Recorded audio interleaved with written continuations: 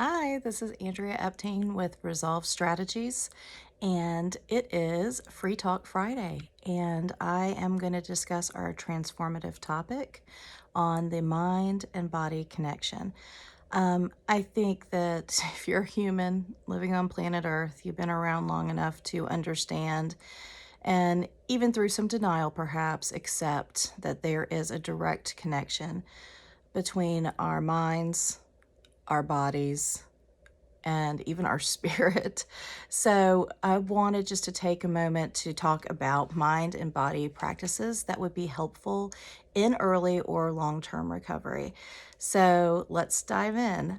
I'm thinking we'll start with mindfulness. And mindfulness is a really important practice, and I'll probably do a resource in addition to this one, just with a quick, maybe 1 minute mindfulness exercise. But mindfulness is important on a daily practice, moment to moment, minute to minute.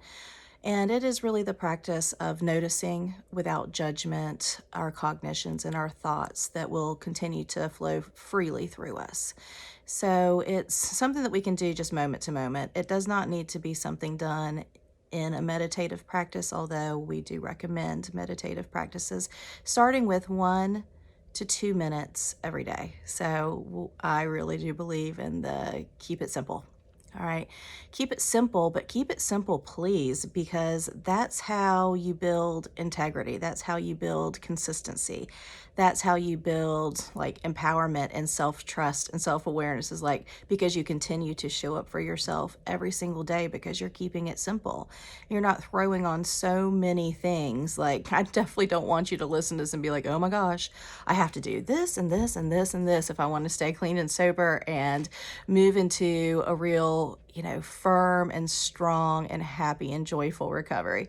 Now, you don't have to do everything, and your recovery is 100% your own, but we do need to acknowledge the physical, the physiological, the emotional, the mental, the psychological, and all of those different aspects and how they play out on triggers, on urges, on cravings, on acting out behaviors, on intrusive negative thoughts. So, we definitely want to take the approach of spending a few minutes every day, if possible, at least once a week, to practice very mindfully and intentionally addressing all these different aspects. So, it's important that you are showing up with intention for your psyche, for your body, for your mind, for your soul.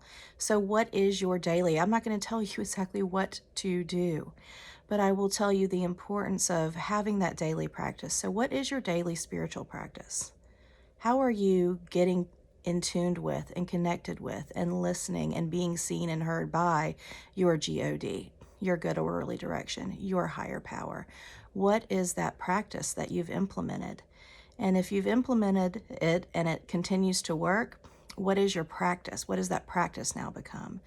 So, the spiritual practice, what is your practice for your health? Is it massage? Is it daily exercise? Is it daily deep breathing? Is it going to be something like acupuncture or chiropractic care, some kind of a holistic way to address the physiology of your body? So do some practice that addresses your central nervous system, your physiology. Could be yoga, um, but also physical. Are you going to the doctor on a regular basis? You know, that's really important that you're making sure that you are healthy. And the emotional piece and the trauma piece. Are you going to therapy on the regular? Are you not just showing up, but showing up consistently? You can't just show up when there's a crisis and expect any kind of resolution. Someone can help you through a crisis, but that's not where the work gets done. It's in the consistency. So that's why we keep it simple, right? Because it's about the consistency that leads to strength and leads to resiliency. So that was the point that I really wanted to make about the mind and the body. I want you to have these daily practices in place that are very simple, that address all of these aspects, because you know And I don't have to tell you that all of them are absolutely connected. We know about somatic symptoms. We know that if there is trauma and there is any kind of hurt and damage done mentally, emotionally, especially in early childhood, if there's any adverse childhood experiences, we know that that directly results in all kinds of diseases and disorders and sickness and illness long term. So the research is out. There's no argument here, but let's just put it into practice in a simple step by step daily routine so that you can continue to move more seamlessly in and through recovery. Thanks.